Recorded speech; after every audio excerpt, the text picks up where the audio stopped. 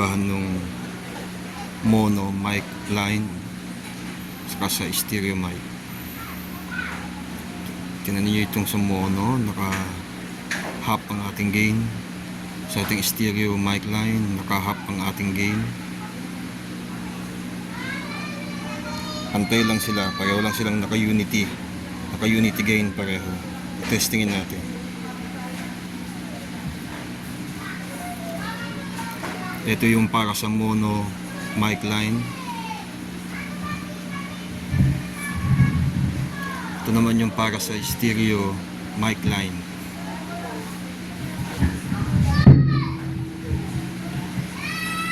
Testingin natin ha. Hello, sound check. Ito yung nakakonect sa mono mic line. Hello, sound check. Hello, sound check.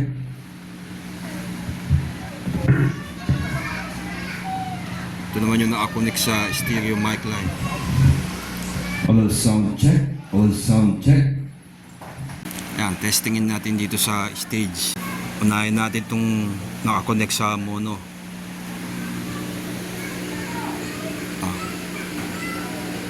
Hello, sound check. Hello, sound check.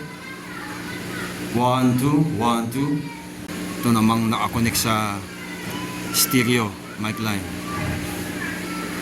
Hello, sound check. 1, 2. Hello, sound check. Hindi naman ibig sabihin na mas maganda si stereo.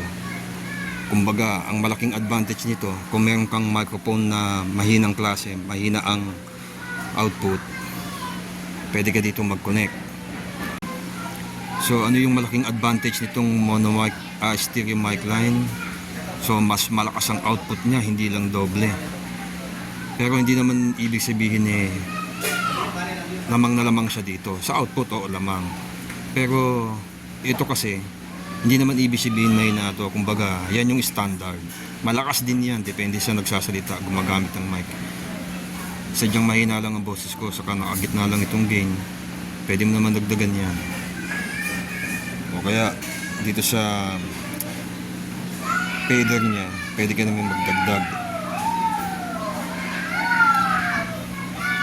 Sadyang ubod ng lakas lang talaga ang pick up at output nitong stereo mic line, itong sound ko. Siguro sa ibang brand ng mga professional mixer, may ganyan din silang mic line.